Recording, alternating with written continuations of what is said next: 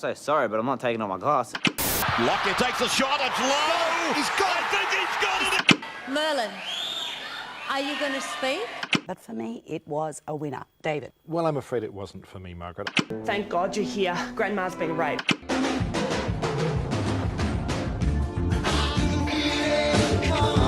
On.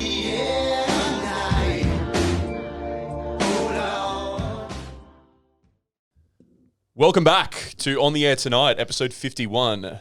This is the number one podcast that sometimes reviews free-to-air television, but most of the time makes nonsensical comments and conversations, and they end up in formats like this. Usually it's done with two people. Usually it's done with two. Special episode. Very special. Who's that third voice that keeps creeping in here? Special, not in a positive way. Kind of like the short bus is special. I don't know. I got massive view spike on my previous episode. So Yeah. I'm here to rescue the ratings. On again. your huge promotion of the episode that you did with us last time. By huge promotion, you mean I shared it to my Facebook page and I have like To 40 30. friends. And you Because I took- delete everyone after one day of them not talking to me. Took full credit for the podcast. Like, Didn't wish me happy birthday? You're fucking gone. You're dead to me. I'm reporting you to the police. That's why I get 6 likes on any new work that I put out into the world. 6 likes, but that's like 80% of my friend. Like Your ratio list. is My high. ratio is insane. Yeah. Gab. A lot Yeah. better than my ratio. Yeah. Do you have anyone left from like high school? Like obviously you're mates with people from high school, but do you have any random rogues from high school still? I'd say people from high school that I don't see at least every 6 months, I would have I'd have under 10. Yeah. And okay. just like they're You all purge. like really interesting characters where I'm like, I Yeah, want you keep to the see good where ones. things go with you, you Yeah. fucking freak. Yeah, me and my roommate both went to the same high school.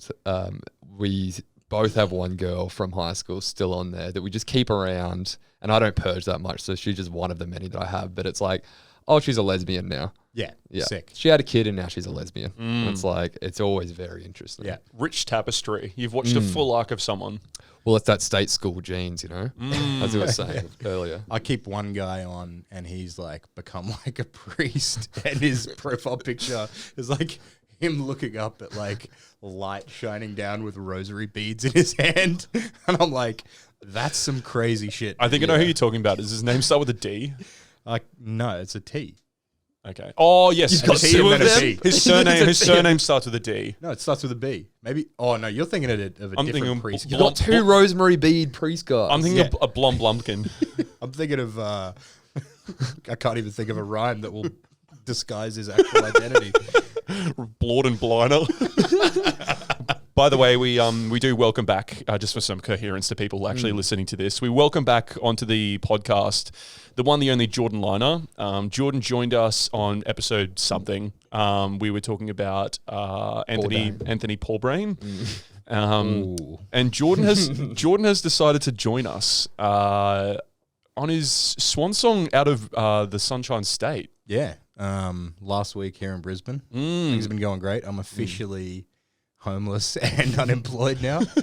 and alcoholic as well. Oh, well, always. That But hasn't that's changed. official now that you're out of a home. Well, I mean, yeah, it was always bubbling on in the background of my character. If you haven't met Jordan or didn't listen to the first episode, Jordan can paint a very good picture of himself by giving us a rundown of his last night as the number one bartender at the worst bar in Brisbane, Brooklyn Standard.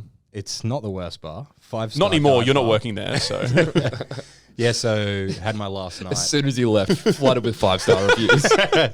all the Yelp reviews start Yeah. showing up. Thank God they got rid of that fucking fat prick.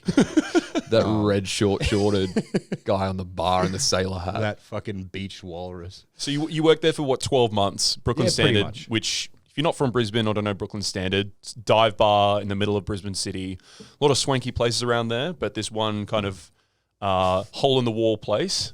Hole in the ground. Don't even need to say in the wall, just a hole of a place. Yeah, it's literally a hole. You were working there as a bartender for about 12 months, give or take. Yeah. Off to Melbourne. So you had your swan song, what, 2 weekends ago now? Yeah, that's right. That's So right. give us a play-by-play of what happened that evening, Jord. Well, from what I can remember, so it's become tradition at the place that I work, where on your last shift you start the night with a Sharpie in your pocket. Of course, I turned it into a necklace, and then every standard drink that you go through, you put a notch on your arm. And I'd been telling people for weeks, I'm not going to get too fucked up. I wanna really savor the night and make it to the end and be lucid the whole time. Unfortunately, I got to about midnight, and I usually go to about 4:30 in the morning. Got to about midnight, and I'd had 30 drinks, and then my memory blacks out from there. But 30 standards by midnight. yeah, 30 standards by midnight, and from that point on, everything else from the night has just kind of been sent to me via video. So I got this like clip of me standing up on top of the bar, pouring champagne on myself with nothing but shorts on, slut dropping in front of the audience. They were having a good time though, so I'm not that embarrassed by that. Other things that happened that night You haven't were, been in the crowd. Trauma can look deceptive in different circumstances. Well, yeah. As It's I was very saying dependent on if you're committing or receiving the trauma. Yeah. As I was saying to everyone that I worked with, considering I was apparently so drunk that I couldn't even walk in a straight line, the fact that I climbed up on top of a bar and started dancing and pouring champagne on myself, I'm just so fucking thankful that I didn't either topple backwards and kill 3 women, because that would have been pretty funny. But It would have been the opening of School of Rock. Yeah, When yeah. Jack Black Stage dives. And I've repeatedly been compared to Jack Black, which I take as offense. So not the first time. Well, if it's not him, it's Kevin Smith. Hey, I used to get John Mayer, so I wasn't always a fat alcoholic. You've gone from John May to Pablo Escofart. Yeah. And then the other notable thing that happened that night was it's become a tradition, like whenever I leave a bar that I've been working at, that someone buys me a Coles chocolate mud cake and slams it into my face. Apparently that happened at some point in the night, and then my girlfriend came up to find me, not even using hands, just like my face buried in the mud cake, just like eating it like the fat kid out of Matilda. Just nom, nom, nom, nom, nom. This Madame Trunchbull wet dream. Yeah, and then I proceeded to do the dirty dancing catch in the midair with Caitlin. And as I said, I couldn't even stand up. So I instantly dropped her on her head on concrete. She's just gone to the head missed like a metal bar by like 6 inches. She could have just been straight up dead. But she's been at the doctor today, and she might have a slight fracture in her hand, which is good fun. Are you serious? Yeah. From that. Yeah, she had her X-ray done today, and she gets results back tomorrow. I thought you were going to say skull when you said fracture. Yeah, at same. first. No, And I was like, she's that's fucking fine. thick as shit. She's got a fractured cerebellum. Nah, that shit could stop a fucking atomic bomb. Dead skull. But weak little little wrists. hands. Flimsy Yeah. wrists. Yeah, she got avian bones.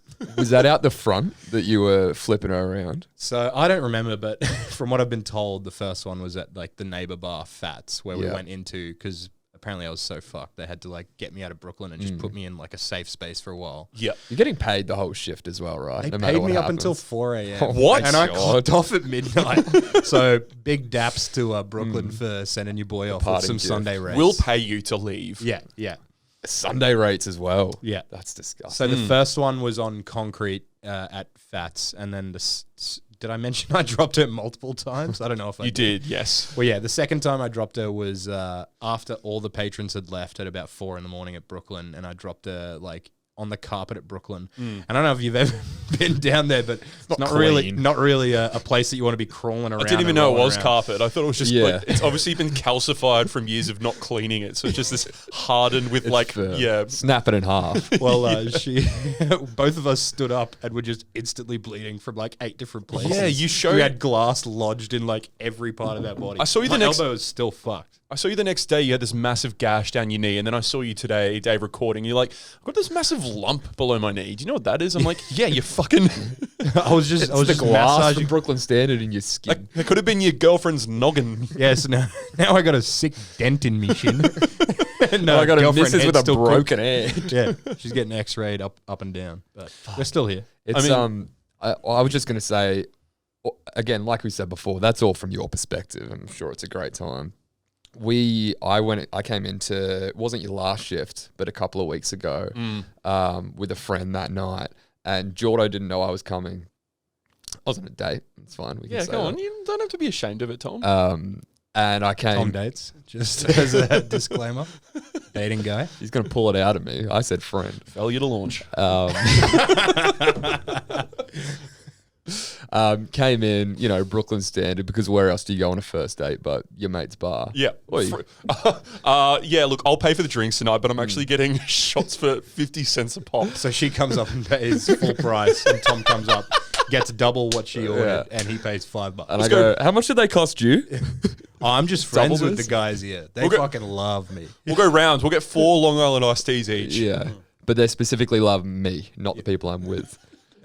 And Jordan didn't know I was coming, and I rock up to the bar, and he's obviously shirtless with his sailor hat on behind the bar. And he doesn't even know I'm there, and I walk up, and him and his barmaid are just clicking at this girl, this patron, just like aggressively clicking. And Brooklyn has these hanging lights above the bar, and you're just shining these interrogation lights in this girl's face and clicking at her. And I was like, what the fuck's going on here? And then Jordan sees me, and he's like, oh, you saw that? Yeah, she clicked at us. Yeah. She clicked for service. And then so we just get berated her. Swamped by 7 bartenders clicking her back. It's going in like her it's face. slam poetry. Yeah, how do you like it? We're a fucking click gang. This is all whilst like loudest bar I've ever been to. It's constantly It blaring is music. Like fucked. Yeah. I'm pretty sure 40% of the patrons walk out with blood pouring out of their ears. Yeah. And so you're just snapping at this girl the whole time. Yeah. Yeah, awful. I mean, bad. I wouldn't say bad service. I'd say it's it's deserved. part of the culture. Yeah. Like it's like if you come in on a weekday when nothing but lovely, but when things get really chaotic on the weekend, people genuinely enjoy. It's like rude as performance. Yeah.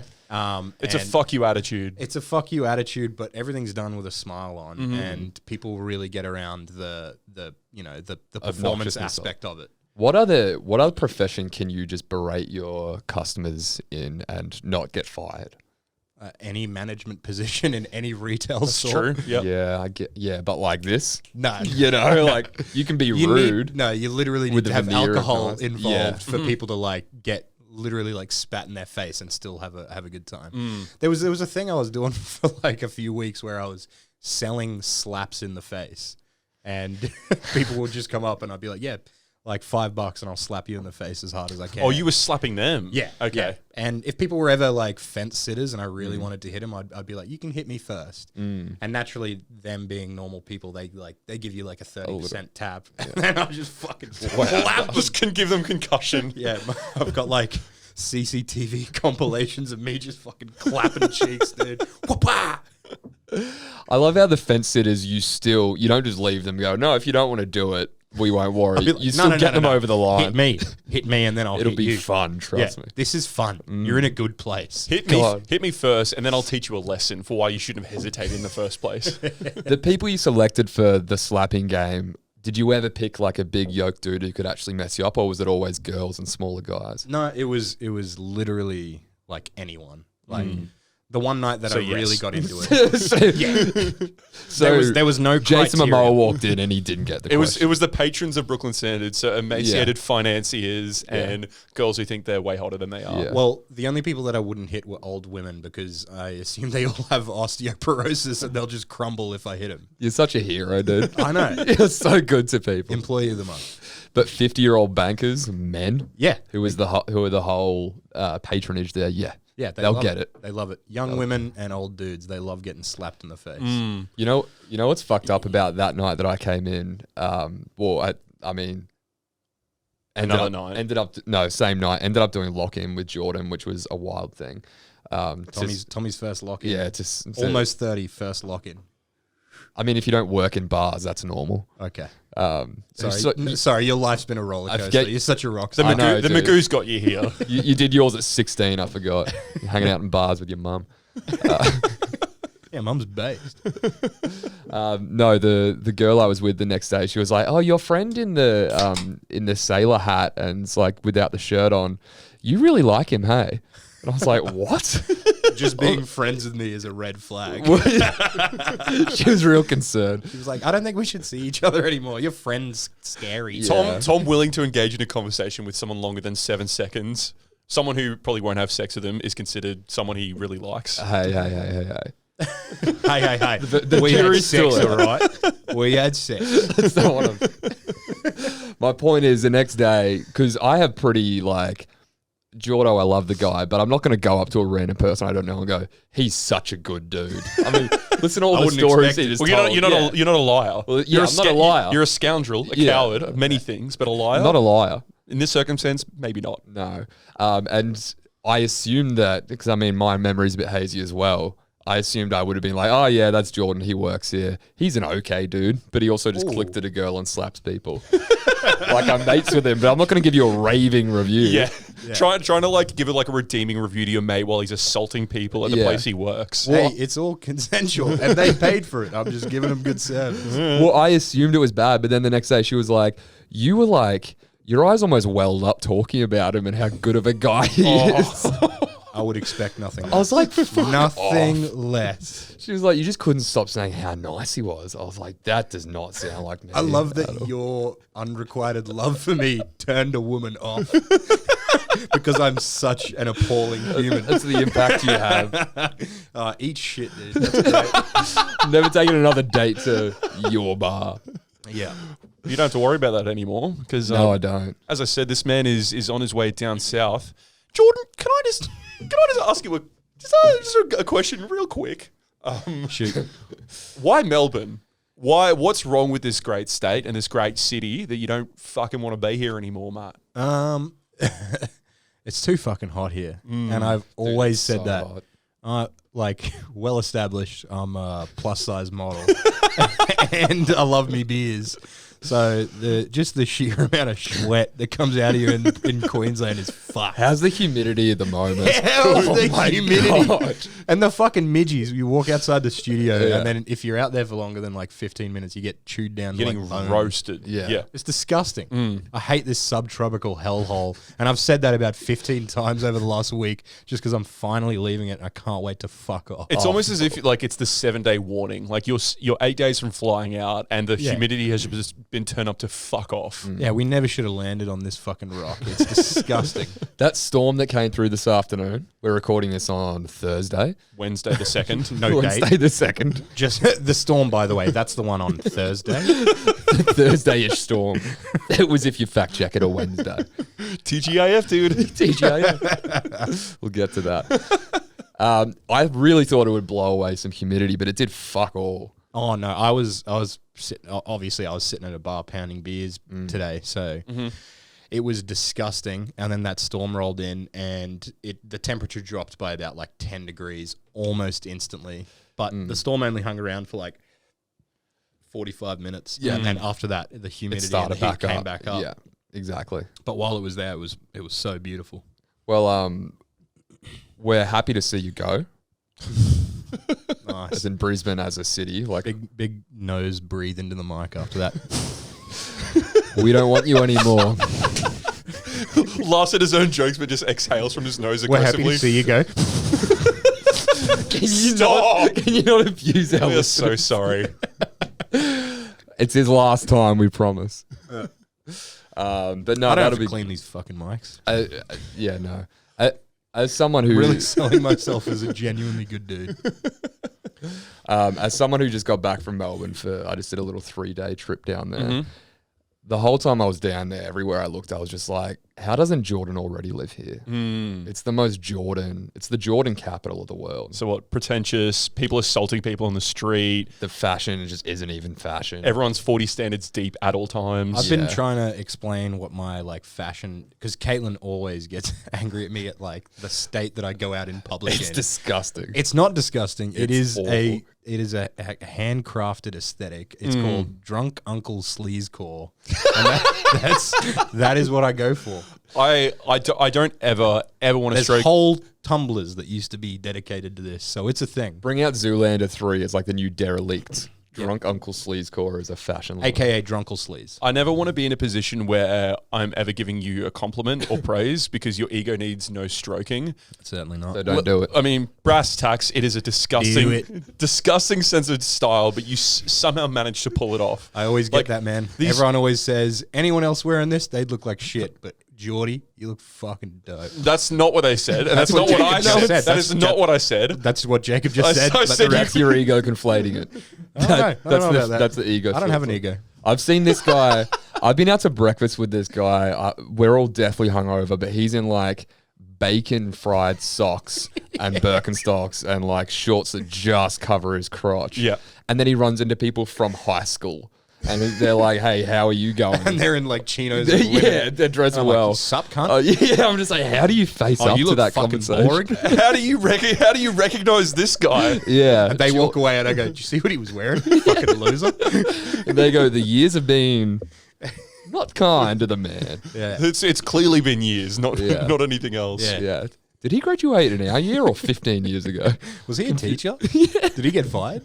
No, we went to school. We went to school with him. Oh my He's god! our age. Just to add to the sleaze core, if you do want to check out Jordan's style, I don't know if you're on private, but his Instagram to add to the mythos of gross is Daddy's Gram. Yeah, You don't need to spell it. DDYS_G4GR4M. You also forgot the Y in Daddy's, but it doesn't matter.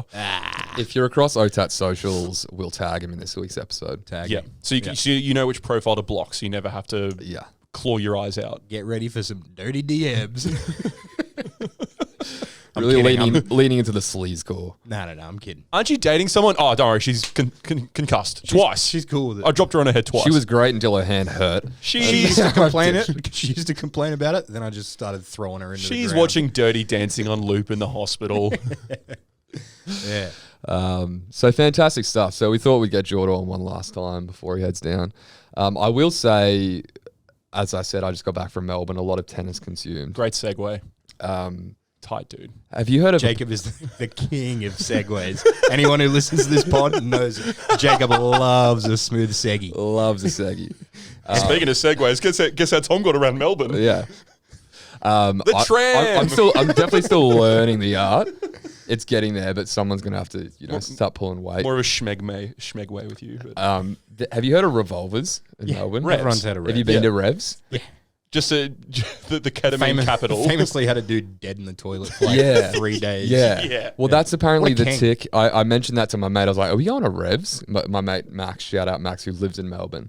I was like, "I've heard of Revs. Should we go there?" He's like, "I mean, we can." And he's like, "A guy was dead for 3 days before they found him." Iconic. 3 That's how days. everyone frames it. That's like the tick that you have when someone mentions Revs down there. It's like, "Yep, someone died." 3 days. I suppose you could interpret that in two different ways. The way Max did of like, we can go there. Someone fucking died and was there for 3 days. Or you can be like, dude, we got to go to Revs. Some guy just fucking was rotting there for 72 hours. It's a real well, like it's- personality filter of like how you take the context that we're going to Revs. It's a place where a dude died in the toilet and he was there Sick. for 3 days. How'd he die? Half the population is going to be like, get me the fuck away from that place. And the other half is going to be like, light it up. Let's fucking go. Let's rev it up. Let's go. Well, for the uninitiated, it never closes. It's a nightclub, a night bar in Melbourne that never closes. Do they have last drinks or? No, it doesn't close. Okay. I don't know how that's legal, but play on. That's how the It's just guy a coroner's died. office in the morning. Dude, Get out the corpses. I don't know how the whole place is legal. That's what I was going to say. Have either of you two been there? I was meant to go, but got to. Okay. Yeah. It's you haven't been either. I've been to Revs. Oh, you've been to Revs. Well, my experience was just we finished up the Rafa men's final tennis, Sorry, the Medvedev final. the Medvedev Rafa grand final. One of the great. Cracking match. What- One of the crack. greatest finals ever. Did you all watch time. it? Yeah. Okay. Did you stay up for it? Yeah. Yeah. 2 a.m. finish. Yeah. Yeah. No, I'm not doubting you. It's just 5 hours and 24 minutes is a lot of tennis. I tuned in the fourth set. That's the fucking truth. That's why I doubted him. Because your internet was down. You're I like, saw the last 30 minutes of a 5.5 hour game. Well, to be fair, I checked the score when Medvedev was 2 sets up, and I was like, "Oh, This is over. damn! Yeah. Who wants that Russian c word to win?" me. Yuck! Yuck! We'll get to it. Yeah, sorry. But we wrapped up the tennis at the Crown Casino. I met a random bartender who had knocked off, and I was like, "I'm from Brisbane. Do you know Revs?" He was like, "I've been there." That's the most If you really want to Brisbane go. thing to say. I'm from Brisbane. Do you know Revs? My mate Max lives there. He hadn't been there either. He lives there and he hasn't been there. He hasn't been there, no, because he's not a degenerate. I He's mean, like, the cadaver just deterred him. yeah, probably. And we got to this place, Revs. The closest thing this would have been like 3 a.m. now. We caught an Uber over there. Closest thing I can compare it to for any Gold Coast listeners is like Elsewhere on the Gold Coast. Yeah. But way dirtier.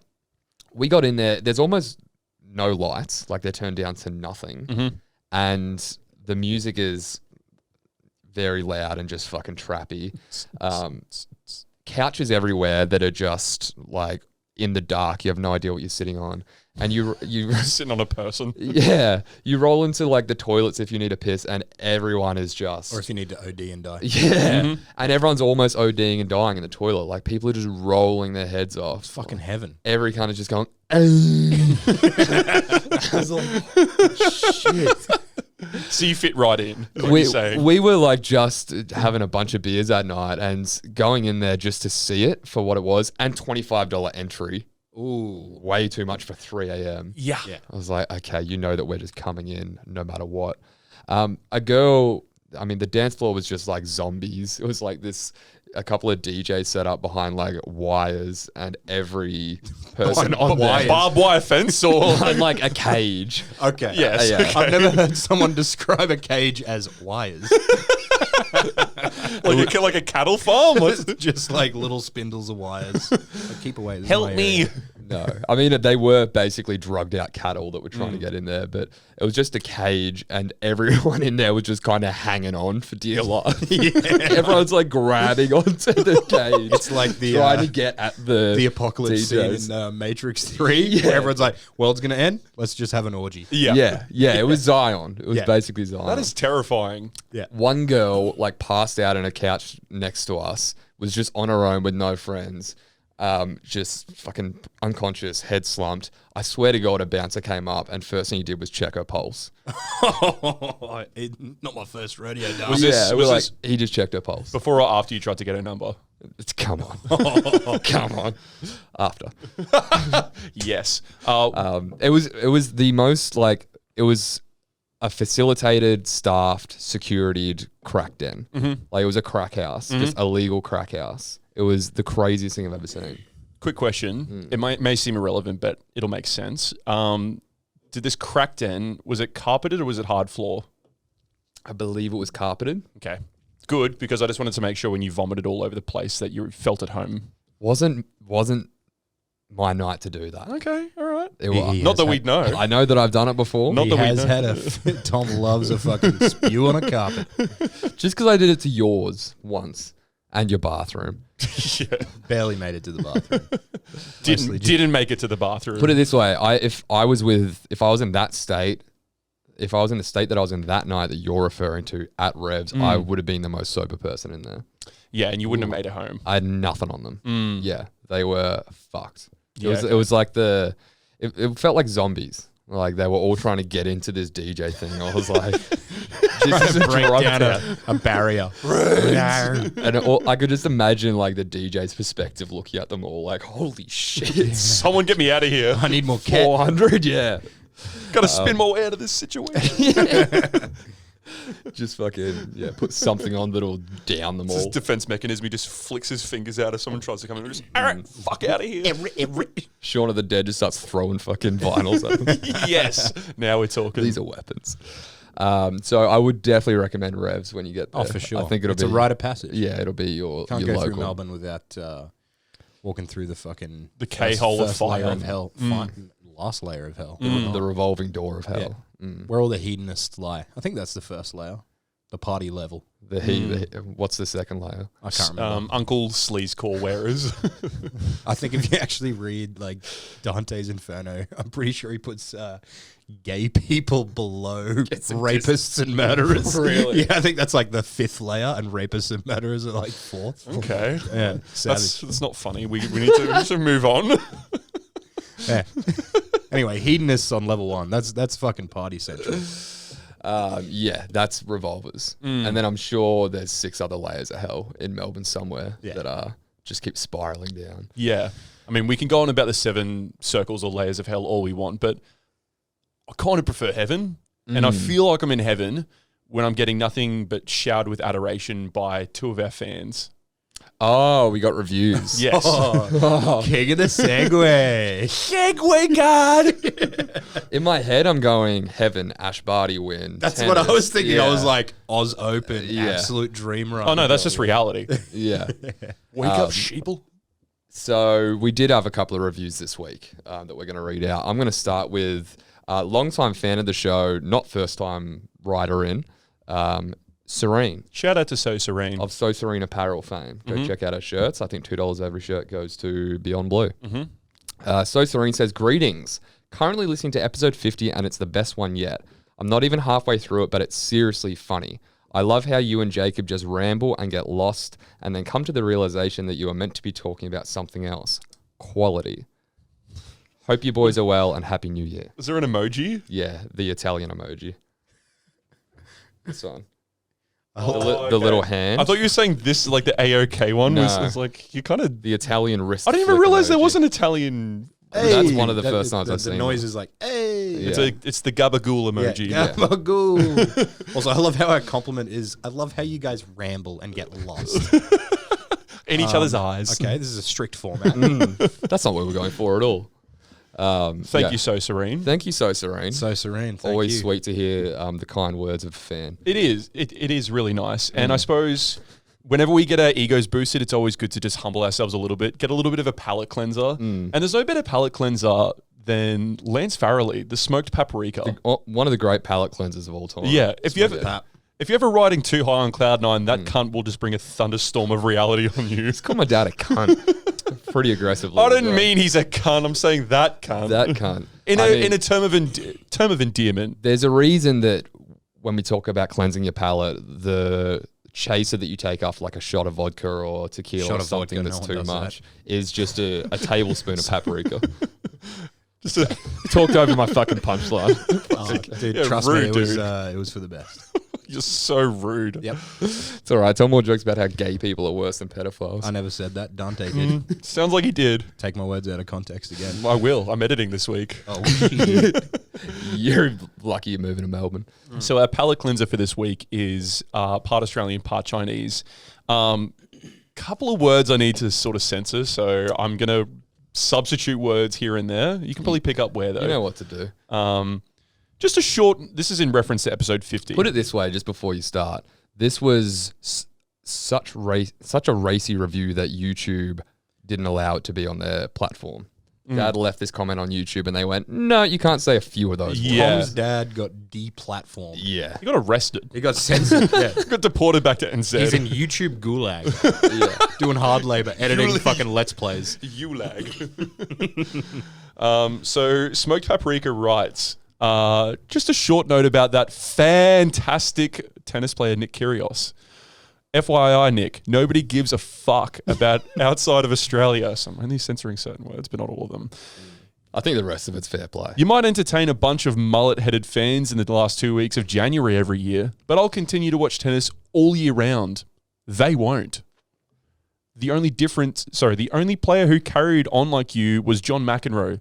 The big difference was that he was number one and won slams, you stupid pussy.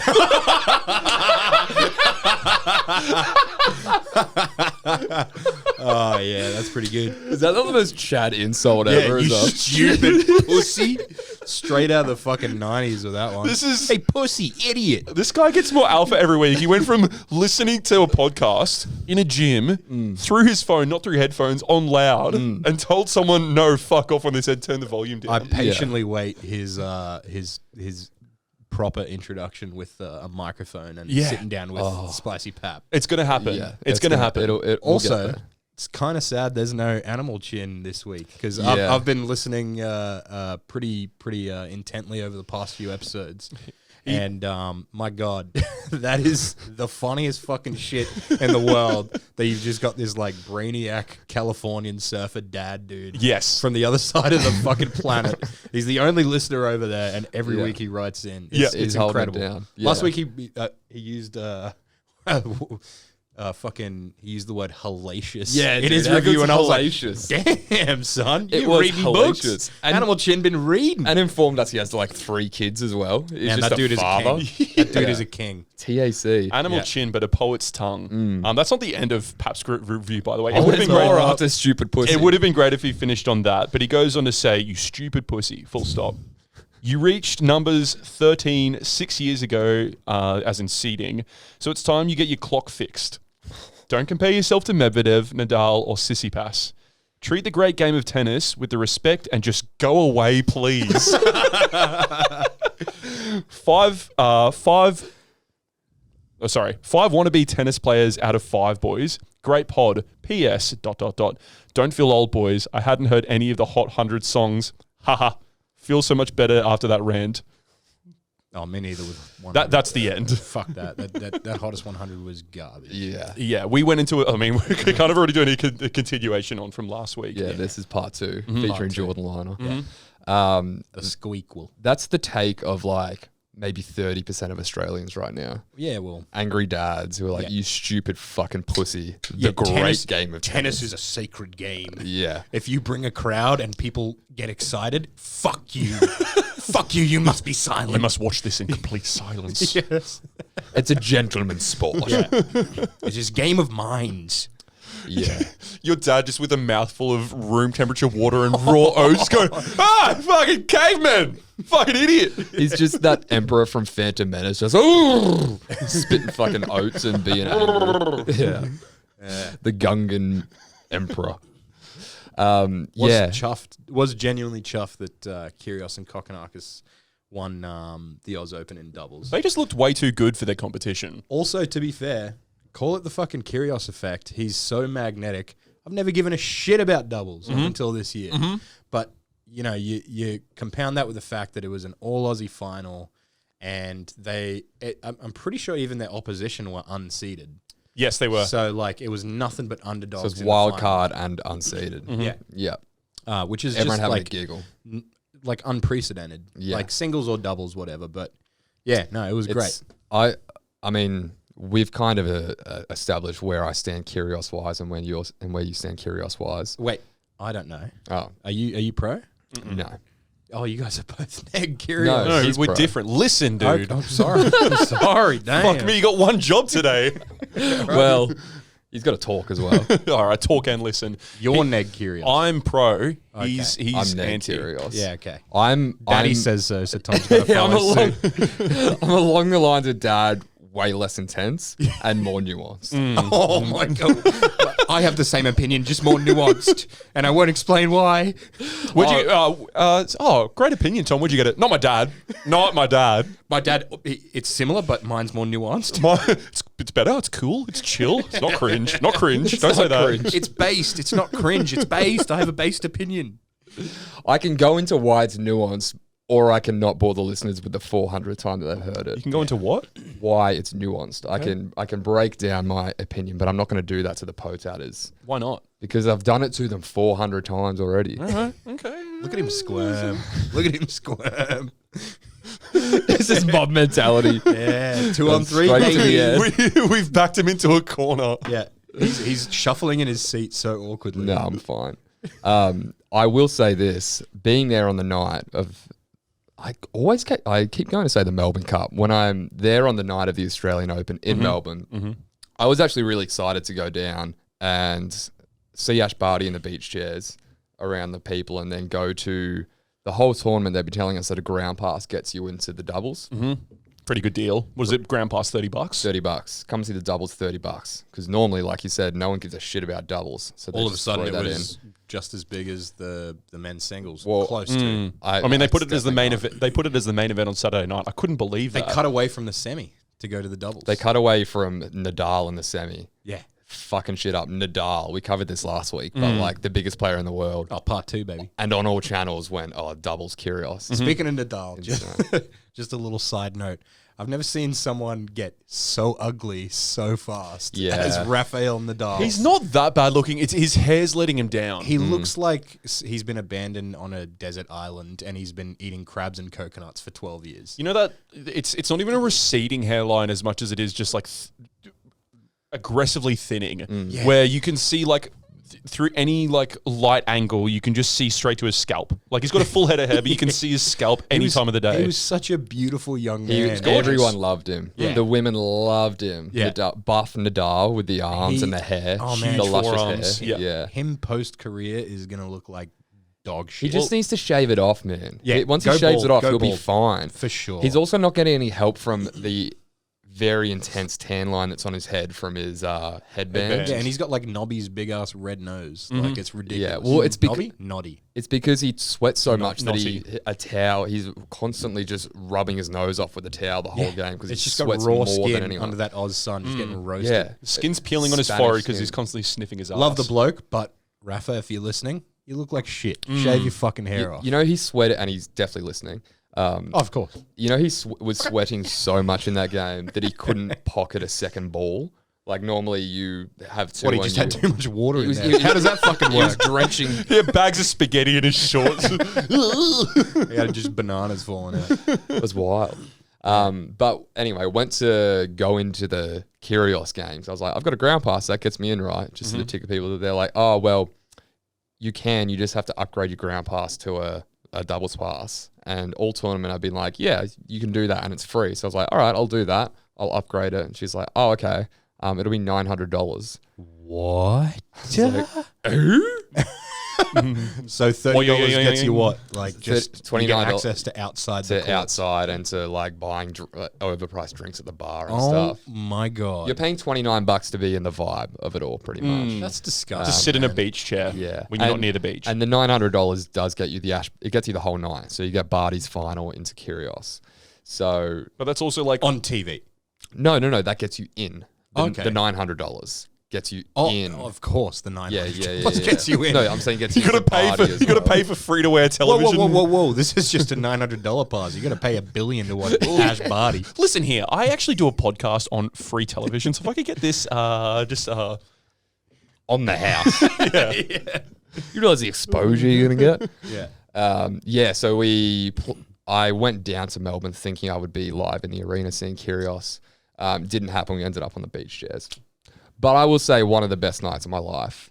Oh, huge. Being like when they cut to it on the telly and there's those beach chairs and everyone's vibing and Ash Barty wins the Australian Open, like it is better than it looks. Like you're just surrounded by Could be better than fucking than being in the sitting stadium. in the back row. Probably. Yeah. Honestly. And we somehow lucked out because those seats were like gold as well. Like everyone wanted one of those beach chairs. Yeah. We just walked up and there were 3 sitting there and we had 4 people, but then we dragged another one over.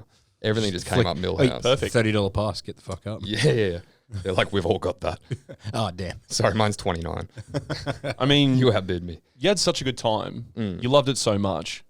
Is the only reason you came back is because this guy's going to be going down there soon? Yeah. So the only reason. Oh, Jordan's coming to Melbourne. I got to get out of this state. It's no coincidence I came back a week before he's going down. Got to leave a buffer.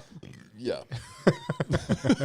If any woman finds out I'm friends with him, I'm not going to get laid. I want to ruin my chances down here. Yeah. But it was a fantastic night. It was obviously I'm anti-Kyrgios, you're pro-Kyrgios. I will say it felt good, and I'm not anti-Kyrgios. I was going to go see him live, but Yeah. I'm not dad anti-Kyrgios.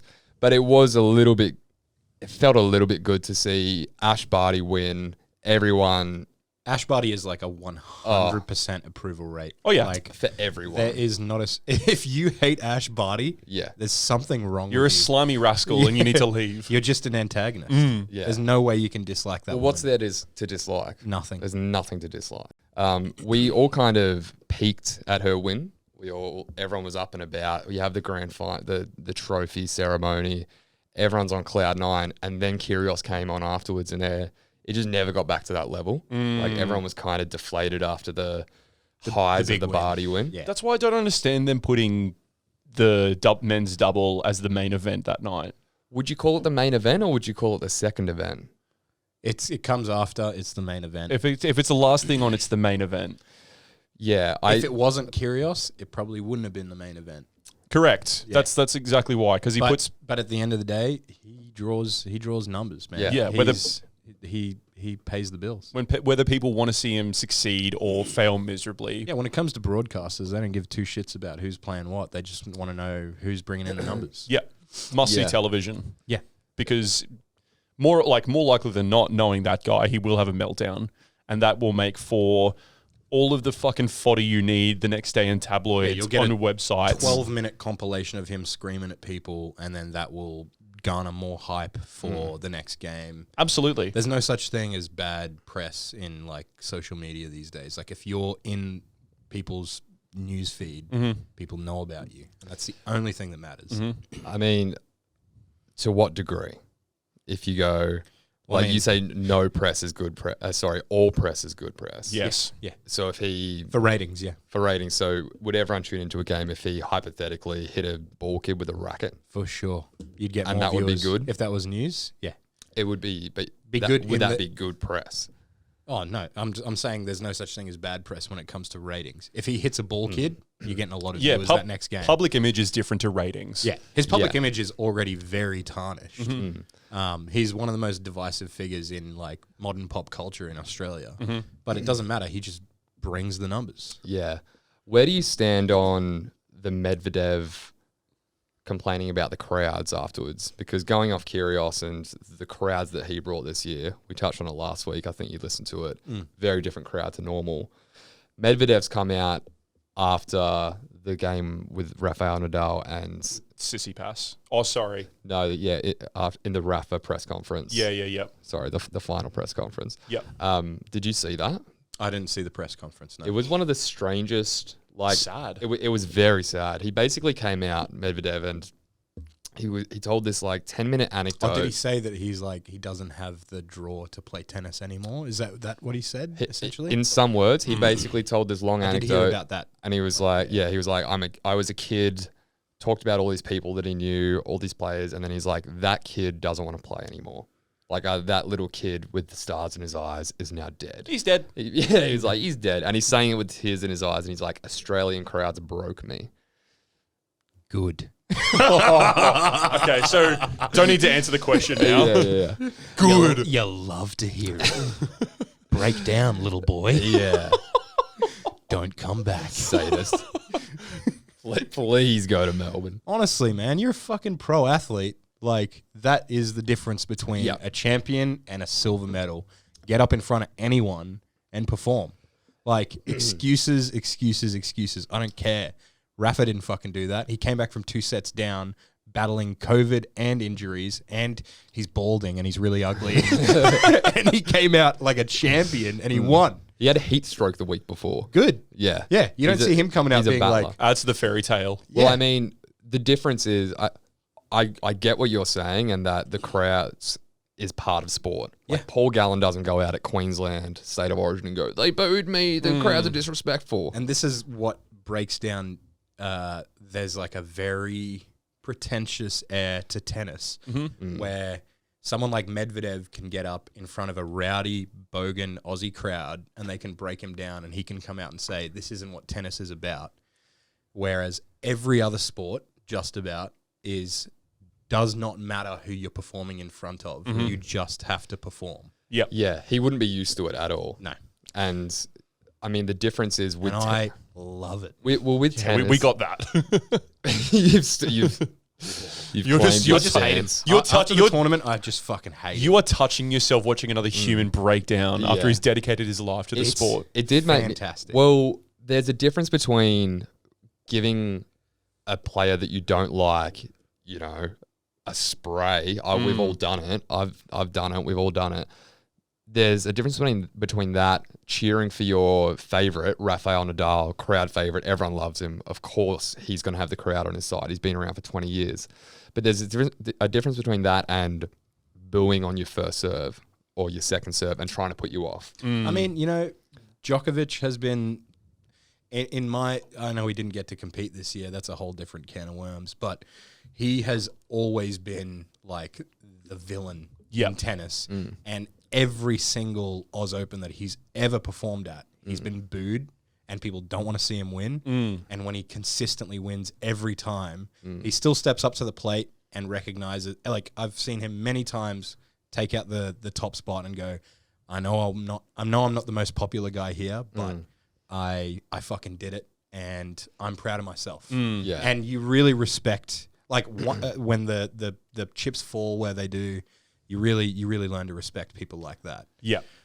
I think you go. I was going to say I think tennis it's almost an anomaly of a sport because it's one of the only sports out there where you're competing by yourself. Yeah. B, from an early age, wherever you play, whatever part of the world you're playing in or whatever court you're playing on, 99 times out of 100, you're playing in like a mutual crowd. So people are just there to see good tennis. Yeah. But when you're coming into the Australian Open, where we've just slapped up England in the Ashes, everyone's coming off 6 months of lockdown. People are like tearing at the bit, ready to fucking party. Yeah. Like you look at like Smoke Paprika talked about it, how at the semi-final for the men's doubles, it sounded like a European soccer game where people were just fucking like going off. Psycho. So a part of me has sympathy for Medvedev, where he's going up against the crowd where people have had adoration for Nadal, Federer, even Djokovic to a certain extent for 17 years, and he's going up against these dudes who should be moving on to the next stage of their careers, whether it's commentating or something, and they're still somehow at the top of their game at 40. And this guy's 25 and he's just getting berated as soon as he goes out there for no reason other than, oh, you're not the guy that we actually like. Well, he did himself no favors Yeah. throughout the entire tournament by acting like a baby, throwing a tantrum every single match. Like, if you want people to get on your side, get them on your fucking side. You're an entertainer at the end of the day. People are paying to watch your skills. You know, I have no sympathy for him. No. I'm on the fence between the two of you. When I saw that first press conference where he was broken, I was like, that's really sad, and Australians do need to pull their heads in. And it's been, at some points, it's been really bad this year, the crowd, and they do need to do something about it. Shouting out in between serves is unacceptable. Yeah, for sure. Booing Kyrgios's opponents, like it's Medvedev at the time, really bad. But you're right, he hasn't. I mean, respect is earned, and Rafa was booed at one point in his career when he was early on and no one knew him. He would have been booed when he was playing Federer, the long-time favourite. You have to earn years and years and years. We know Rafa is a battler, and everyone loves him. And even though he's got no hair, people still like him. He's got some hair, just not a lot. Okay, There's not a lot of it left. Rafa never came out when he was booed. Neither did Djokovic, and go, "Oh, I fucking." The crowd didn't like me, and They crushed my spirit. He's leaning into it in the game. Like, the crowd are applauding his errors, and Medvedev's like sarcastically clapping with them, like he's getting into it's a two-way them. street, like, man. if you're going to feed it, you're conducting the orchestra. yeah. And you're also, the more you talk about it and the more you lean into it, the more attention you bring to it, and the worse it's ever going to be. Fuel to the fire. Yeah. Terrible, like, image management on his part. His And that PR was team would be like, oh my God. probably the downfall, like probably why he lost the tournament, was because so much of his mental was occupied by It everyone in the 100%. stadium hates me. He was the better player on the night. He was 2 sets up. He was going to win it, and then the crowd got under his skin. Yeah. If he doesn't let the crowd get under his skin, he wins that game. If he managed to give anyone in that audience a reason to clap him, he'd get over the line because he was an inch away. Yeah, he was so close. That close. And He was 3 break points away from winning like 4-0 in the third. Yeah. And then Rafa just fucking steamrolled him. And I suppose, I guess that's why I have a level of sympathy for him, is because the whole tournament, every time I watched him play, I was like, this is the best tennis player in the world. This guy has phenomenal technique. Like, he's able to dictate it honest. Like, for a guy who looks like an emaciated like broomstick, like, he's so skinny, has no muscle, and not doing himself any favors there. That he dresses like an uncle at a barbecue. Like shin bashes. Substitute maths teacher. I reckon Lacoste, his sponsor, would be like, bro, you're not doing any sales for us. No. You look like shit. Which doesn't help. He's just cringe. He's not sexy. He's not sexy. He's not cringe. sexy at all. He's too cringe. The worst thing that he did, I watched it today in the closing ceremony when they give him the plate and Rafa the cup. He's sitting there as like the Australian Open officials are, and admittedly they talk for way too long, but they stand there and, thank you to Kia, thank you to all the sponsors. Medvedev's standing there and he's going, I'm bored. Yeah. He's literally saying it. He's doing this like bored face. He's like, this is boring. I'm bored. And Rafa's just sitting there politely. Like, they both played a 5.5-hour game, but they bring them chairs. Like, they didn't used to do that. And it's just such a bad look. Yeah. Such a bad look. Yeah. When I think about like pro athletes, and you think about, obviously I'm like a big English football fan. One of the things that you always hear from like iconic managers like Sir Alex Ferguson, who is the king of football management, is all of those players aren't there for them. They're there for the audience. And one of the big things that he instills in all their mind is you have to have massive appreciation for the people that come and watch you. They are what makes this happen, not you. and as soon as you lose that, you have no value anymore as a performer. Yeah. Once you think you're above Yeah. the game. The crowd will see through it, and you no longer have drive. Yeah. Yeah. They completely. also paid $900 to be there, and they can do whatever they Exactly. want, really. This is true. Within boundaries, but they can cheer for whoever they want. Yeah. And he needs to, like, if it's in your head that you hitting a ball halfway up the net and then the crowd cheering is them booing for you, it's like, that's them cheering for Rafa winning a point. Yeah. They're not applauding your downfalls. They're applauding Rafa just won a point. But you can see how you can easily misconstrue that. But you can't in the afford to moment. do that as an athlete. No, you can't. And as I said, the difference between that and like football, where you can rely on the other 10 blokes on the pitch to go like, I'm struggling, I need support. Yeah. This is like, you're fucked because you can't talk to you're not allowed to talk to your coach during the Yeah, no grand, coaching. like during the actual match, in males anyway. Same with females. I think females, they get one coaching session in Grand Slams. Is that per true? match. I'm pretty sure. Yeah, right. I've never heard that before. This is another reason why Someone kicked up during the Oz Open about someone getting. I think it was Tsitsipas. Tsitsipas always does yeah, it. He's it's notorious for because doing it. between every rally, between every point, he would go up to his dad and speak like, I'm assuming Greek because he's from Greece, but Medvedev was like, that's why he was like berating the umpire. He's like, Yeah. what the fuck are you doing? This guy is going against it. Like, he's cheating. He's straight up cheating by talking to his coach or his father between every point. You're not going to do anything about it. That's when Medvedev called him a, if you don't do anything about it, you are a, how do you say, small cat. yeah. Said that to an Oh my God, bro. You are so dumb. Hey, look at me when I'm talking to you. Whoa. Oh, yeah. Dude, that was hectic. It was so intense. And like, Yeah. it was between like, Look at me when I'm talking it came to you. came back from a commercial break, and he's just screaming, Yeah. going, and like not just like the umpire like trying to diffuse it, looking away, like, and him just going whatever. Him just going, hey, look at me when I talk to you. Can I just point out the hypocrisy and Dad's paprika? I love you, but I sent him that clip of Daniil losing it. I mean, like, holy shit, he really lost the plot here, didn't he? And after hearing Kyrgios, like, Dad bashes Kyrgios for every outburst he has. He just goes, I like the emotion there. Medvedev, I was Well, like, to be fair, Double standards. Yeah, I was like- Where does it go from passion to complaining? In- Are you in- fucking serious? in the finals game, in Kyrgios' defense, Kyrgios demanded that one of the audience members be removed for Putting off the booing opponent. the opponent when they served.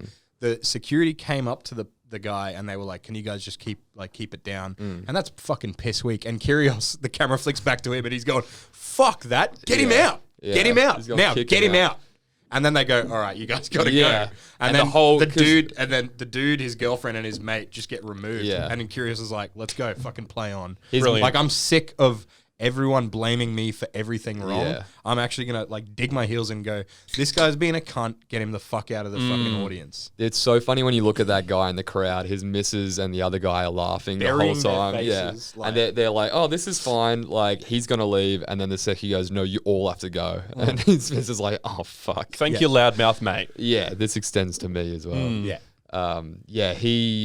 I've never seen a player single-handedly remove. Yeah. Because he's got a player and the whole crowd on his side. Well, What a security Kyrgios going is to do? an orchestrator, so like Yeah. the whole crowd is playing off him, and if that security went up and they originally say just keep it down, the crowd would be fine with it. Yeah. As soon as Kyrgios kicks up and goes, "No, get him out," the whole crowd just starts booing, going, "Get out, Yeah. get out! The king wants you out." Yeah. The king has spoken. And then once you have fucking 800 people screaming at you, security's like, "Sorry, we don't want to start a riot. You have Yeah. to go home." Yes. Yeah. yeah. This is mob power now. Yeah. And we're bending to it. Yeah.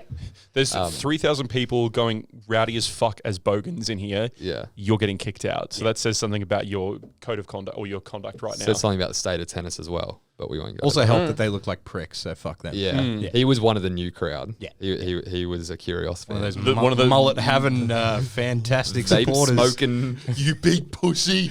You small cat. I watch it all year round. Oh, real fan. I never stop watching not, tennis. not a casual. Filthy fucking casuals.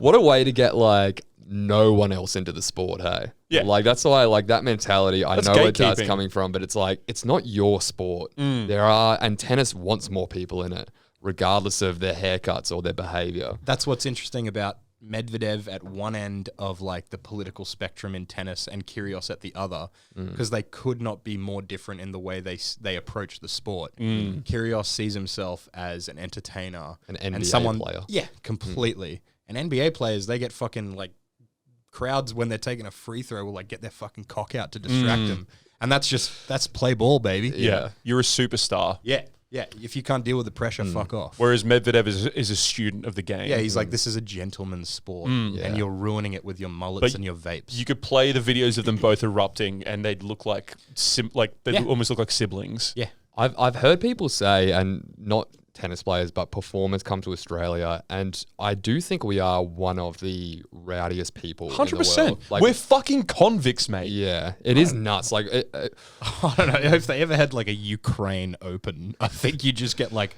fucking Molotovs and flares thrown. Yeah. I'm more talking like Of the big four. Of the big four. So you've got a UK crowd in London, a French crowd. French crowd. A Can you French imagine? crowd. They pull up with their picnics and their Yeah. fucking frog legs, just smoking baguettes, cigarettes. Yeah, just Uh-huh. yeah. And what did I miss? A US crowd. Like Yeah. they're not going as nuts as us. So it's No, they're too shaking up busy the shooting tennis each other. world. Like, yeah, Yeah, they're all dead when they show no up. one showed up today. Sorry, we had 10 school shootings, but they were at universities. So no adults here. It's not a either. round of applause. It's just an empty clip of an AK-7. Game, set, match. Did you see Kyrgios when he played the Kiwi guy, Venus? I think it was in the semis, semi-final. yeah. Did you see Venus's shot out to Kyrgios afterwards? The claps that he took. So Venus was doing an interview.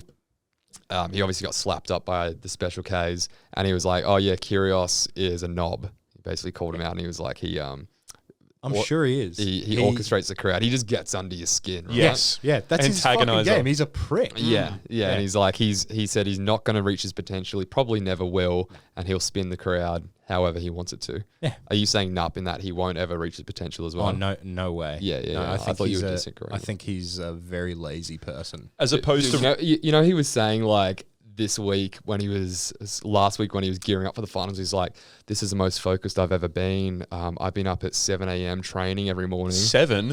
I was like, 7? And are you not always doing that? That Like, is a sleep-in for 80% of the population, my I've been up friend. at 7 just grinding Well, did you to win see a Grand Slam They final. had that interview with him like 3 days after, and he had Yeah. like bags under his eyes, and he looked like he's just been on like a He had a bags up full- his nose. Yeah, It's him just Like in the interview room constantly- with Kokonakis just going... Yeah. Yeah, Did you watch it with Carl on the Today Show? Yeah, Carl. And was, he looked like Yeah. Ben Cousins. yeah, Carl was asking him. He touched on the Venus thing. He's like, "Oh, Venus said this about you. What do you respond?" Kyrgios goes, "Well, anything Michael Venus says doesn't really count because he was wearing what I wouldn't even wear to a Halloween party." Just such a baby, dude. Get him, dog. That's not even a good roast. Get him, But dog. Carl just loves it. He's like, "Oh, Anyway, we're gonna eat the world's hottest pie next. yeah." And this vacuum is great. What do you think of that, Lisa? We don't co-host anymore together, Carl. Yeah, it's not Lisa. Yeah. Been out of the free-to-wear game. I just don't get up in the morning. Is what really? There's is a real going on. typical Kyrgios getting up at 7 a.m. 7. One more thing I want to touch on. Ash Barty, obviously fantastic.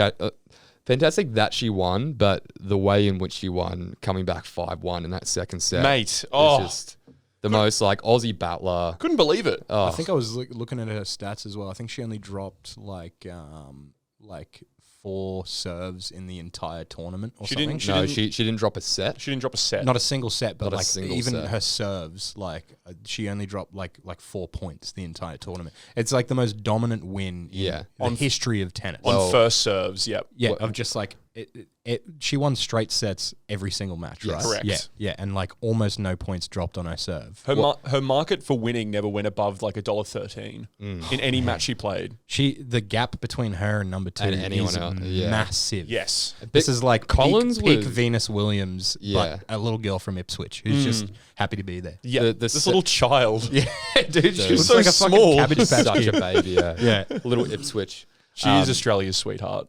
man. That's what I was just going to touch on. Like the feeling in that arena when she won, like, I don't know if it's just me, but you assume that everyone else feels the same as you when you're in you feel the love in the air. Yeah. Yeah.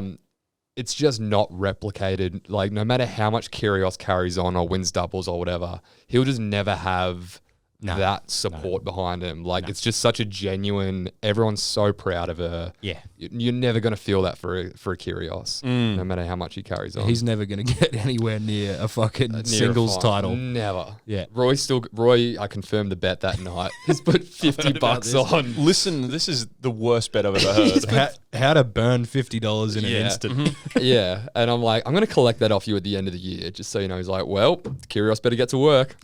Oh, you better start waking up at 7 in the morning. He doesn't train, Roy. So for those not privy to the bet, one of Tom's mates bet him that Kyrgios would not only win a Grand Slam in his career, he's going to win one before the end of 2022. He's going to win one this year. This year, he's got 3 to go. Yeah, he's a quarter down. I mean, okay, was it specified what type of... So this came into it. Okay, because he has won a major title. So when we were confirming that night, he was like, well, he's in the men's doubles final right now. I'm like, bullshit. Yeah. We were talking about semis. Yeah. Singles. We were talking about singles. Semis. Doubles does not count. I got a semi for you, pal. Roy's got a semi for fucking losing money. Yeah. Yeah. Oh, he does. And I'll be happy to be there and take it. Collect. But did you see Ash in the interview afterwards with James Bracey in the Channel 9 crew? Shout out James Bracey. Weird shout out. One of the great NRL commentators of all time. Oh, so bored already. no one. Hurry up, Farrelly. Hey, Ash got her in a bit of hot water because her best friend was with her, who's her doubles partner, and has been with her the whole way through. And they brought out a bucket of beers, some Coronas and some Peronis. She had a Rona, didn't she? She had a Rona. She's like, I'm a Corona girl. Everyone went. I mean, over a Peroni. You know, it's not a great beer, but lesser of two evils. And she had a sip. They cracked her a beer and she had a sip. Her best friend gave her a beer. And James Matheson of ex-Australian Idol, the one who's not Andrew G fame. Oh, the actual charismatic one. That bug-ass frog-eyed, black-head, bug-eyed eating freak. head. Yeah. That Nadal head. Fuck. who Pube hair. who quit fame because it was like an ugly machine. That's and a real monster. Medvedev outlook on your Shut up. talent hosting career. You fucking loser. Sorry, James go on. Matheson. I actually always liked him. I thought he was good. Oh, he was I thought he was a better of the He was two. the more charming of the two. Yeah. But I think he's a great guy. shut up. It just so happens that Osher's one of the most handsome people in Australian he's- media.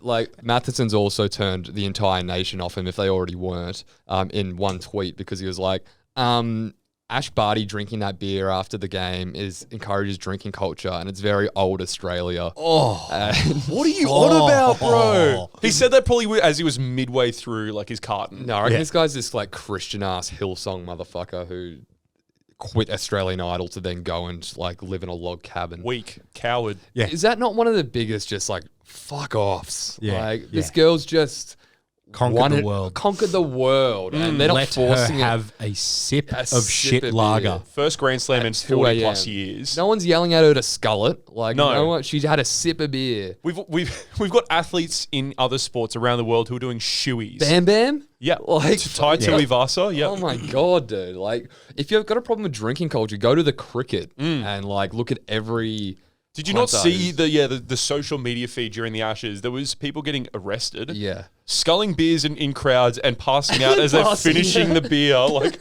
I've never seen any. Like I'm sure you were drunk on your last night of work, but I've never heard of anyone. I'm drunk right now. I hope so. I've never heard of anyone blacking out mid skull. Yeah. First time I've How ever good was seen that that. video? Brilliant. He sculls it and then it's Lights off. It's mob mentality, dude. This pressure. guy's drinking it and then there was this tradition at the cricket where everyone was like sitting on the hill and someone would go to the bin and they go, ooh. Yeah. So then Oh, they do one more. one. Yeah. One more. And- One And this guy, Let's go through $50 of beers in 30 seconds. because the cheers are too raw, are too Yeah, loud. That's when they get to feel like Yeah. those athletes on the pitch. Yeah. Correct. The one time in your life you're like, how can I not? I'm a king right now. So I got this guy- 15 seconds of fame. He must have like already been at breaking point, but he's like, they're too soaked. They're too stoked for me. I And he must just answer does the call another of my one. people. He downs it and then just fucking takes 2 steps and goes face down. I've seen And it. everyone goes, oh. The police are 3 steps away from him, walking towards him like, you're under... your face is under the You pavement go now. in a hospital. Yeah. Get You want an to go to ambulance. jail? Now you go in a hospital. Yeah. Yeah. I couldn't believe that Matheson take. Yeah, weak take. One like wholesome thing was after the tournament, Ash Barty's dad came out and said, like, obviously I'm incredibly proud when people say, like, aren't you happy that your daughter, like, is the world #1 in tennis? But he said, what makes me much happier is when people say she's such a good girl. And that just fucking, like, that hits you in the feels. When Yeah. you're like, no wonder she's such a wholesome person. She's grown up with, like, such supportive people around her. Yeah. Her dad's like, they're like, are you proud of your world champion daughter? And it's like, oh yeah, she's a good person. What's more important? She's not curious. Yeah. Yeah. People like her. That's fine that she wants some silverware that she can drink her Coronas out of, but does she say thank you to her server at a restaurant? Yes. Yeah. Yeah. Yeah, it's one thing to be a good tennis player. It's another thing to be a good person. And it's like just the little cherry on top is Bernard Tomic bowing out in the pre-elimination rounds. Didn't and even just get- going, I've got fucking COVID. I've got I'm done. COVID. Yeah. I've got COVID. Fuck it. Like probably put at least like I'd say If you think Kyrgios has got a 50% approval rating, I'd say Tomic's Oh, like dude. 2%. He's so like, I low. don't think I've ever met anyone that went, man, I really like that Tomic guy. Yeah. He's sick. he probably put at least $5,000 to $10,000 into advertising before the Australian Open, going, I'm back. Yeah. I'm back, baby. Like I'm training. I don't care what the crowd says. Like I'm here to play. It's like you made it to like where the farmers go, like the elimination round where they welcome like farmers, plumbers, anyone who can't. Locals with tennis rackets Yeah. show up. And Exactly. he got beaten in straight sets. Straight sets. By like the 400th seed. You're He just garbage. went, I've got COVID. You're garbage, And then mate. he did. 2 days later, he tested positive for COVID. Hey, Bernard, if you're listening, fuck you. Yeah. Big fuck you. But I will say, if you want some entertainment in your life, go and follow the real Bernard Tomic on Instagram. It is good gear. Yeah, give him a fucking reality show on Channel 7. There we go. It's Just definitely- lean into the garbage. It's definitely one way of getting free-to-air entertainment. Another probably better way, a fulfilling way of spending your time getting free-to-air entertainment is the show we actually watched tonight. All right, so, ladies and gentlemen, Let's rip the band-aid this is off. what you've all been waiting for. High-pitched voice. Oh, you're getting hided at. always a crowd pleaser. Just talk like this. So I love me some Chad. We talk to the audience the way annoying people talk to dogs. Is You little potatoes are so fucking cute this week. he's a good free-to-air audience. Well, can we do a whole baby talk episode? Oh my God, no, because I just came. So Chad is a show showing on SBS On Demand. It is a comedy, probably one of only the second comedy we've watched in 51 episodes. The first being The Office. You also did Tradie Australia's Once a Sexiest Life or Tradie. whatever. Yeah. Australia's sexiest Australia's tradie. True. Okay. Yep. Right. Similar vein to this one. Make me Australia's look a sexiest fool. tradie. Yeah. Is it I'd say Ramsey's a bit of a comedy as well. wrong? Thriller. Comedy of errors, maybe. I'm leaving. All right, pod's over. I quit. So Chad is as I said, a comedy. So the plot line is: remember when you were 14? We'd rather not either. It's a tough time, and for Chad, Saturday Night Live's Naseem Pedrad, that's a female actor, by the way, it's made even tougher. Between grappling with his newly single mother's dating life and coming to terms with his cultural identity and that old chestnut being different. That's it. Oh, that's it. That's it. Weird synopsis. It's a simple show. We could give a way better synopsis. Yeah. Yeah. Jordan, why don't you take it over from here? It's Just give the rundown to the audience. Let's chat about it. Just go out and give you the all one God, I fucking hate that so much. Sorry about it. Just Really tell us how spits me Chuck goes. off. Yeah, it's an interesting show. It's one of the things that I was drawn to was it has. Well, why don't you tell us what it's about? Okay. He just fucking said what it's about, you dick. Nice squeak laugh. I'm still baby talking my way through laughs, dude. Baby laugh, dude. One of the things that I was really drawn to this show was it has almost universal acclaim from critics on Rotten Tomatoes, and it has universal dislike from audiences. It's got, I think, like 86% from critics and then 13 from audiences. So I was like, there's something really weird going on here. You don't see that unless there's like a political motivation for why people have just like review bomb. That's what they call it. When people are too scared to leave a positive review. Yeah. The show is pretty much about a little incel fucking 14-year-old Fortnite trying to navigate his way through high school. And that is all backed up with the extra layer of comedy that this 14-year-old boy is portrayed by a 40-year-old woman wearing a wig and fake eyebrows. Yeah. And we only watched the first 2 episodes, but I got to say, it's strong enough to have me coming back for more. That shit was funny. It's very rare that you would say that you would happily sit through commercials for a particular program the whole way through. Oh, this is one of those circumstances. It had me yucking. I was chuckling. Not yucking, but yucking. This is why I equate it to Australia's Sexiest Tradie, in that we stumbled across it. No one's really ever heard of this thing. I don't know if it's making waves in the States, but I can't imagine so. It's on SBS On Demand. Yeah. It's called Chad. SBS. Please sponsor us. And also audiences like generally don't like it as well. Because they don't fucking... It's not broad, I'd say that. Most people would watch this and go, that's bad. The real question is why the review bombs. Like, there's a couple theories that I have in my head. I think it's because it's really taking the piss out of like male incel culture, and that's compounded by the fact that it's a 40-year-old Muslim woman playing this little kid who is ashamed of his Muslim heritage. Yes. Yeah. So that's a big one. So much like rattling around in the background of the show to get enough people riled up to just go, I've never seen the show. I'm never going to watch it. 0 stars. Yeah. Fuck you. Yeah. It's a headline bad review. Yeah. It's a headline 0 stars. And at its core, it is cringe core. Like it is super cringe, but I think it reminds me a lot of Superbad in the way that big time. they hit the points of adolescence really well in the show, where this boy is dealing with the difficulties of trying to fit in high school, coming back from the first day of summer and going, yeah, I had sex. And also he's got like a convoluted like Islamic name, but he's going by Chad. Chad. Yeah.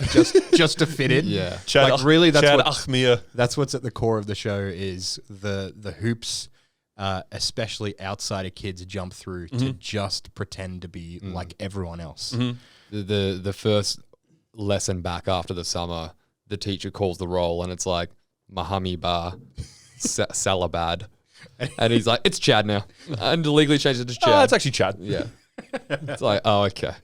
Yeah. Yeah, so you can see why I would say a lot of Muslims don't like the show.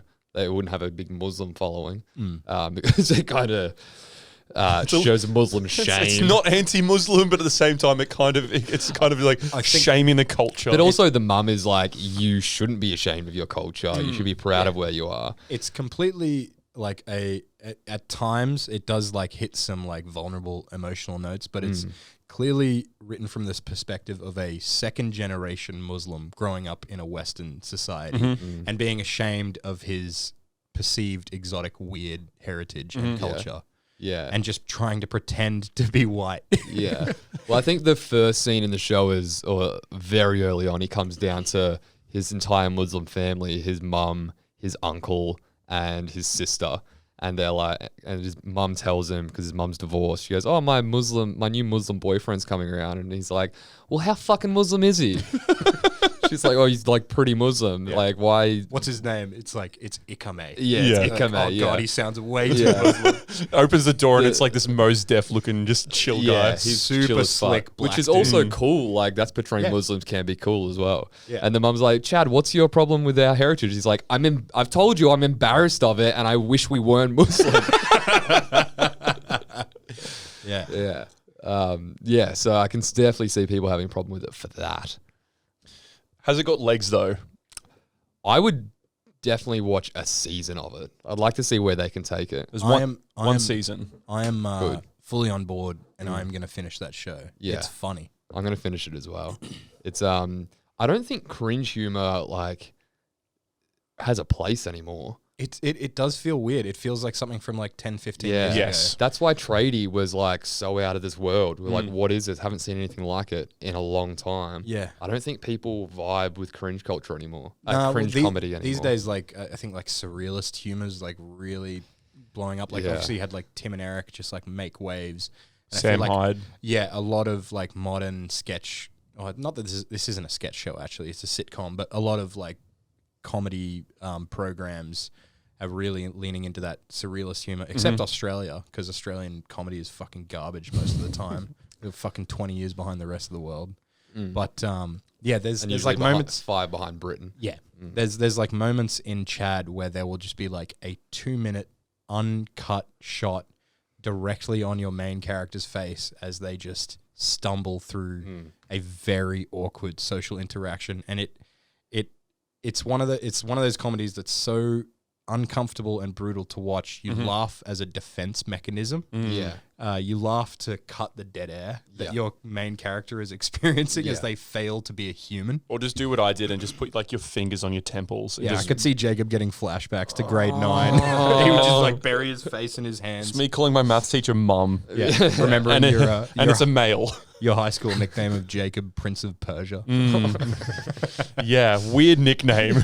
That you started. Oh yeah, yeah. Yeah. Persia.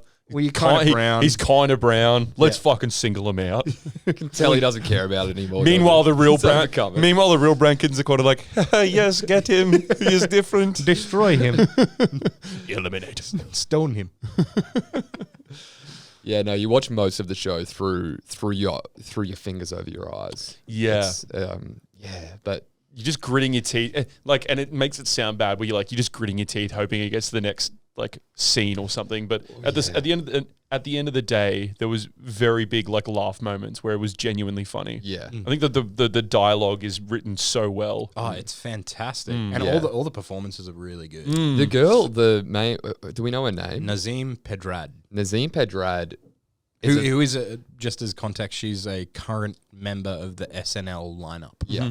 And she's And actually I've not seen anything else that she's done. I haven't even seen any. I'm sure I've seen some skits that she's in on SNL, but who watches that shit these days? I think she's like 8th billing on the intro behind like Josh Gad She's and whoever the fuck. got Kyle complete Mooney. creative control over this show. This is like Yeah. her baby. It's cheap. It's simple.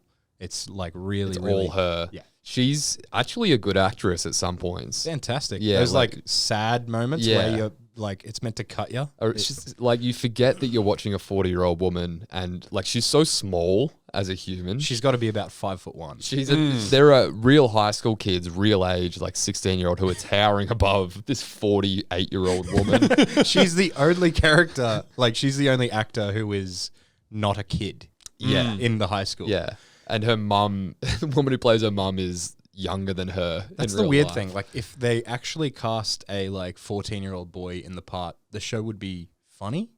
But the fact that it is an adult woman playing a child, It's absurd. makes it so, like, yeah, that is the big draw card to every scene. You just can't stop looking at her fucking dumb face and going, she's a genuinely beautiful woman in real life as well. And they're like, how have they turned her into this little incel dweeb? Also, I guarantee that like when she wrote it, if she had a kid in mind to get it off the ground, you could never get a kid with that much emotional, like the ability to act that well and to nail those real sad scenes. Yeah. You forget that it's a kid because she's acting. You need like an adolescent Michael Cera to do it. It helps that she's so tiny.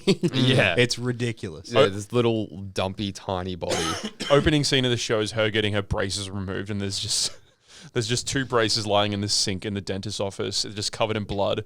And then it cuts to her in like the front office, and she's just berating her dentist, like, "You are one of the worst dentists I've ever like. You're the worst health professional I've ever come across. Yeah. Only reason I've got respect for you is because I've known your kid since an early age. Yeah, that's the only reason I'm not getting you fired. Yeah. You're that bad at your job. Yeah. It's a kid who is so desperate to fit in, like so desperate. He will do anything, but has no ability to actually fit in or be cool. So there's some scenes there was one scene where a guy, he tries to be cool and give one of his swords to a cool kid at school, And then he tries to get it back, and the whole situation is going wrong and getting out of his control. So he just starts breaking down and going, "Ah!" And it's this moment in his head that he was like, this is going to be so cool. And then he just starts going, why is this getting worse? Why is this escalating? Yeah, why is this escalating? It's a really clever, like building tension in any scene is you have this character that cannot fit in any social environment, and their motivation in every single scene is fit in, be cool, be cool, and that's just like it's a recipe for comedy gold. Yeah, her real Magoo friend is like, she's like, well, I want to be. He's like, I want to be popular, and his Magoo friend's like, why do you want to be popular? He's like, so I can fit in. Yeah, it's like fitting in is everything. Fitting in's everything. Yeah. And there's your setup for the whole show. It's like, okay, your and entire character motivation. A series of vignettes of like him at school doing really dumb shit to like just impress the medium popular kids. Yeah, because he's at the bottom of the food chain. Yeah. So that's Chad. That's the Australian Open. That's Melbourne going to and coming from. Ships in the night. I wish I saw you there, but that's okay. I'll see you there next time. Keen for it. Enjoy your revs when you're down there. Thanks for coming on one last time to the podcast, Jordan. No worries. Is there any sort of wisdom you'd like to part with the audience before you set sail? Absolutely not. Have a beer. Done. That is wisdom. Yep. Brilliant. That's wise. That's how I live my life. Bully a kid, have a beer. Look how good it's going. No, having a beer. What are you bloody doing, mate? So I can see there's no beer in your hand. What's your schedule look like? Oh, boring. God, you with a child is terrifying. Yeah. He's going, have a beer, kid. Dad, I'm 6. Yeah, well, you're fucking loud. Have a fucking beer. Go 9 eyes. This will shut you up. Yeah. You either get a beer or an empty beer glass to your head. Have a Coopers and put on Frozen and shut the fuck up. I'm done with you. If you have made it this far into the episode, we'd like to thank you so much for joining us on the air tonight. Thank you again to our special guest, Jordan Lionel. Cheers, guys. Love it. And we'll see you next week. Share it with a mate.